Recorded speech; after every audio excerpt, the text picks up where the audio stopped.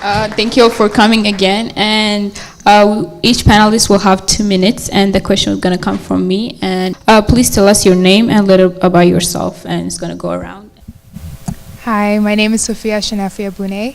I'm a graduate of the College of Letters Sciences at UCLA. I was born and raised in the United Arab Emirates. I migrated out here when I was 17, and I couldn't go to school for 45 years. I worked 3 jobs. I moved from state to state.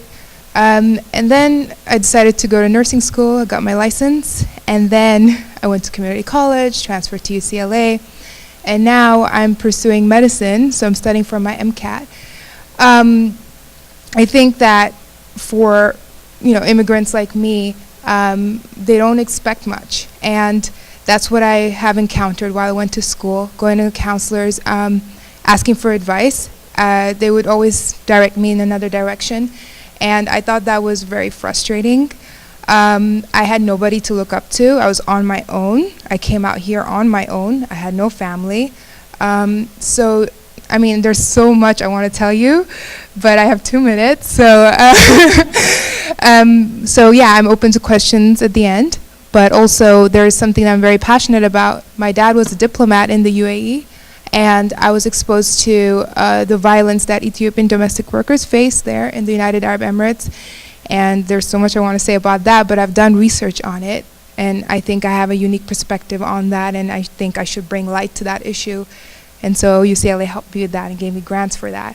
But yeah, if you have any questions, let me know at the end. All right, that's it. Hi, my name is Amsale Abera. I am originally from Ethiopia. I'm actually an attorney licensed to practice law in the state of Washington. I specialize in immigration law. I'll tell you more about, what drives me to this profession, but just in general, I am the principal attorney for the law firm that I established about 2 years ago. I actually immigrated to the U.S. fairly recently, about 4 years ago. So my experience is a bit different from probably all the panelists. So I went to law school in Ethiopia. I did my first master's degree at the United Nations mandated university in Costa Rica. I also did my second master's degree in Austria, Innsbruck, Austria, in peace and conflict studies. And finally, I studied my master's of law here at the University of Washington here in Seattle. Professionally, I worked in Ethiopia. I used to teach at a couple of universities there, and then I did an internship at the United Nations High Commissioner for Refugees. I would love to tell you more about that. And I also I worked as a researcher and a project coordinator for Johns Hopkins University here in Baltimore, Maryland, on a joint project with UNHCR. So it has exposed me, it was a privilege working with a lot of refugees and internally displaced persons. That has given me, I believe that has been a highlight of my professional life and personal life. And I'll talk more about it later on. But thank you. Hi everyone, my name is Fiona and I'm originally from Kenya, born and raised in Nairobi.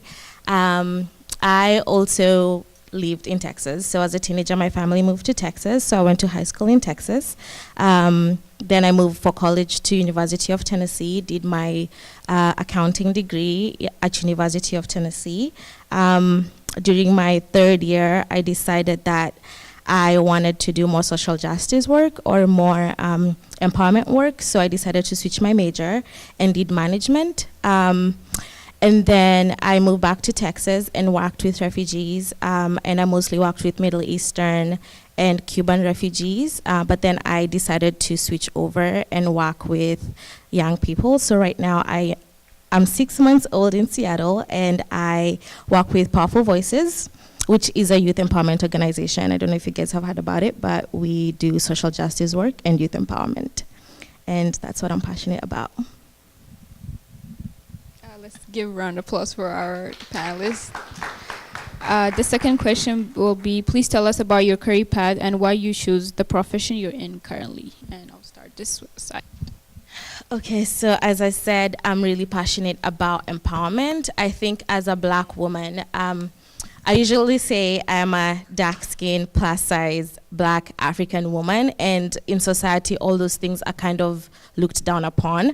And so I realized in college I was always trying to stand up for myself, or trying to explain to people why I am who I am, and trying to explain to people that I did not choose to be who I am. And I just realized as a black woman, I'm kind of on the lowest place of the scale, and I felt like it was my call to stand up for people who look like me. So that's why I chose to pursue my career as a social justice or youth advocate, because there's a lot of girls who look like me who need someone to look up to.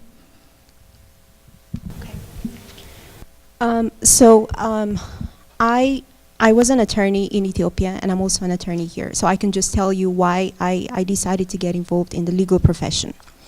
Having been born and raised in East Africa, where there's a lot of human rights violation, I think starting from the time that I was in high school, I was really interested to get into, that I wanted to become an attorney specializing in the area of human rights. So, I graduated from college, and then I got a chance to get into law school. In Ethiopia, law school is an undergraduate degree. So I decided, I graduated in the top 3 of my classes. Then I got a full scholarship to study at the United Nations mandated University for Peace. So there I had a chance to specialize in international law. And that was the time where I actually had a chance to take a course that was offered by United Nations High Commissioner for Refugees in Ciudad Colón, Costa Rica. So that was when I became very passionate about what I wanted to do, that I really wanted to get involved in immigration law or in relation to immigrants in general. So I tried my very best, but let me just go back a little bit, I guess. Growing up, I was very much interested to learn about current affairs. I was always on the news, so that was something that really sparked my interest. And I'll tell you maybe later on that my parents wanted me to be a medical doctor. As Habesha parents, they wanted you to be someone that they could not be because, they didn't have access to those things. But, I stood firm. This is what I want to do for the reasons that I just explained earlier. So that is something that I suggest that you also follow, in a sense that just do something that you're really passionate about, trying to make a change in someone's life, even if it's just one person. So I got an internship at UNHCR, and it was, like I said, it was the highlight of my life, professionally, personally. I had a chance to work with over 16, refugees from over 16 countries. Refugees from South Africa to Afghanistan to Pakistan who walk all the way to Ethiopia just to seek refuge. And it was an amazing experience to live that life. I get to learn a lot from them.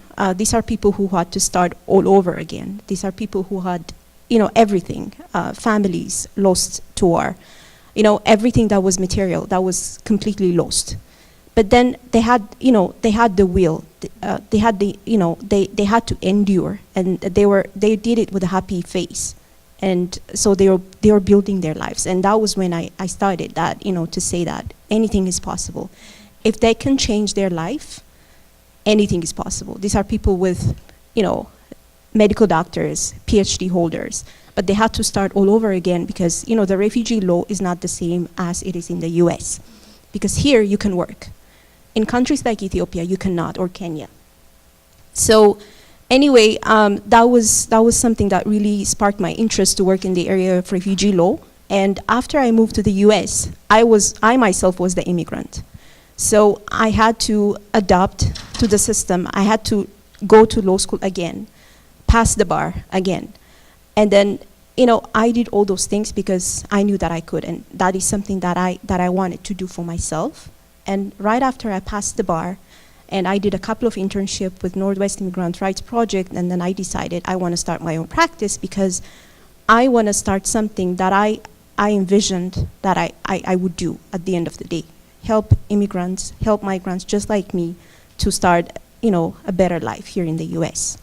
So this is, this is my passion, just in a nutshell.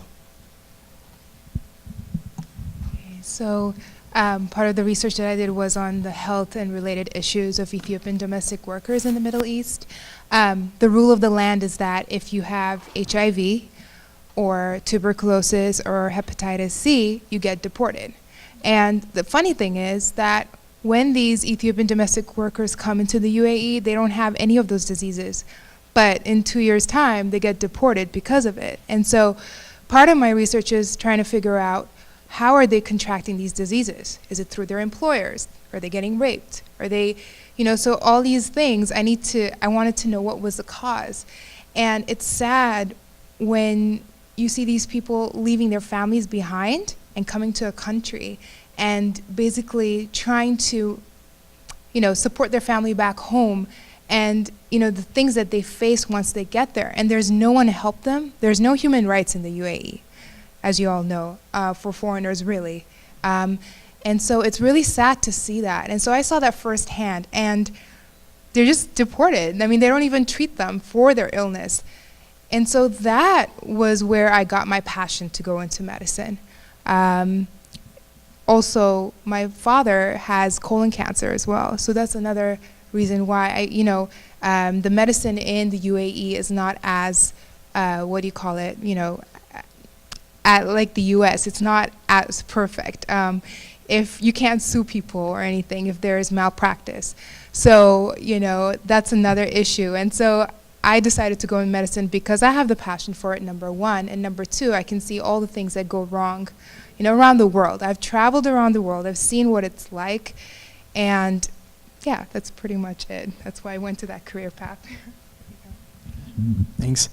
I think my motivation came when I was 6 years old, 6, 7. I had an uncle who's an engineer, brilliant guy. He had a scholarship, went overseas, came to visit in the middle of his study because my dad passed away. So we were just having this conversation. When I was little, I used to think that I would be an artist because my dad was a professional artist. He was a painter. He was really great at it. So, but my uncle came and we were having this conversation. I didn't even know what engineers do, and I was asking him, "What do you do exactly?" We solve problems. What does it mean? As a young, kid in Ethiopia. So after that conversation, when he went, I remember writing down, when I grow up, I want to be an engineer, like Saifu was my uncle.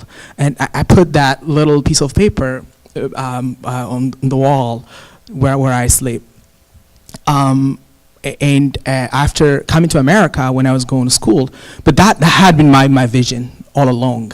Of course, back then I didn't know what engineers really do, or what exactly is the specific domain within engineering that I would consider studying. But of course, going to college allowed me to select something that I'm passionate about, something I care about.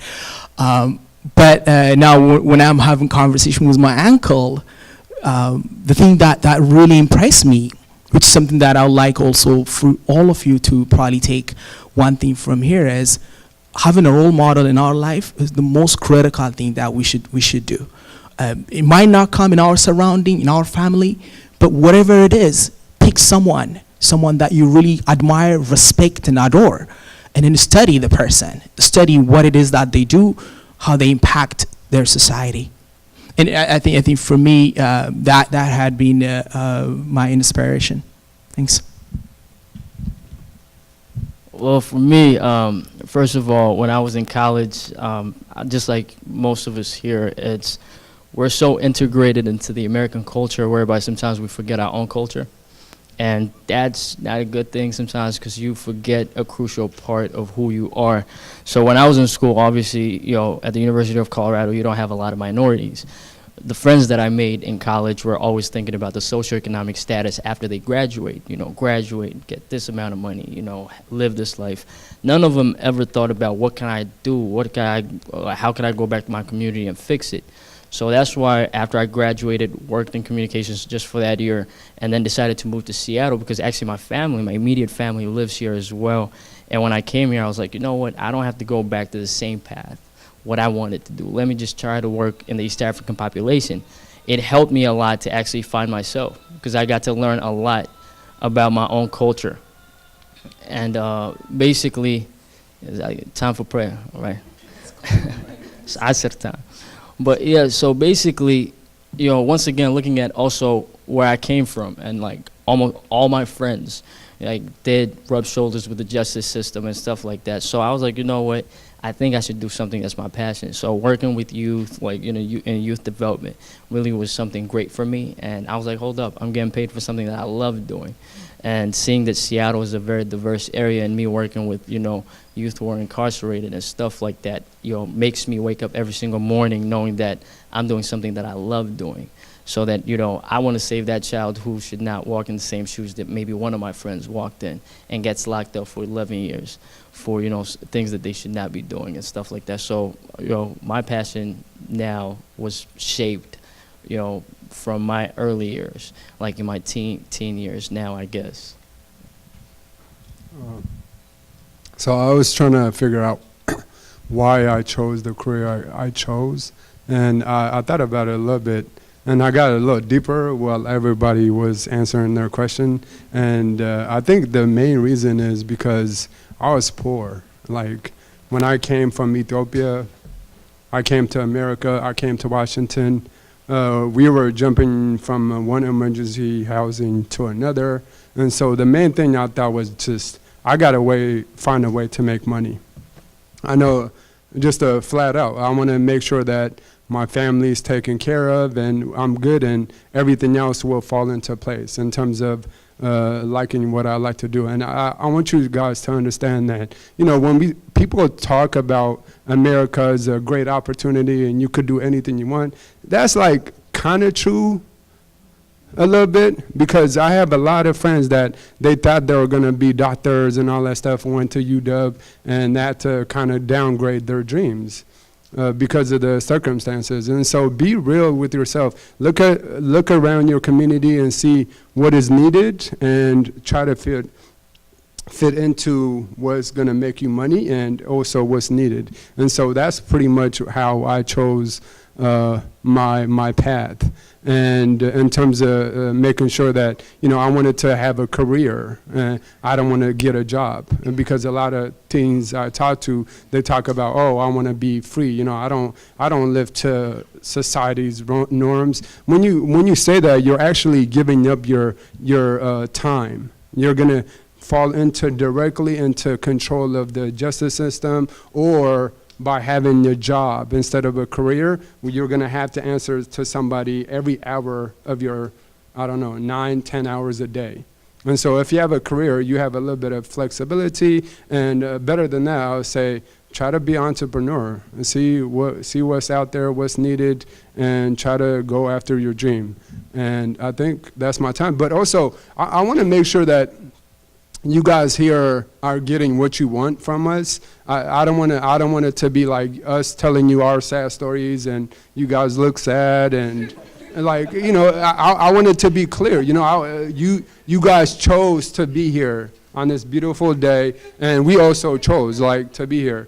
And so I want to make sure that we're feeding you what you need. And please, and I'll only see her taking notes. And I don't know, you guys are good note takers, or mentally you're capturing what you need, but at least get like 2 or 3 things that you guys feel like that's relevant to you, and run with it. And the fact that he was saying mentors are really critical. Mentors changed my life. I tried to be a gangster in 8th grade. I thought I was I got beat up, and a mentor saved my life pretty much. And now, now I'm good. I don't have to worry too much about money and all that stuff. So please, take out, I don't know how you guys take notes. And after this, please take our information. Whoever you guys feel like you relate to, contact us.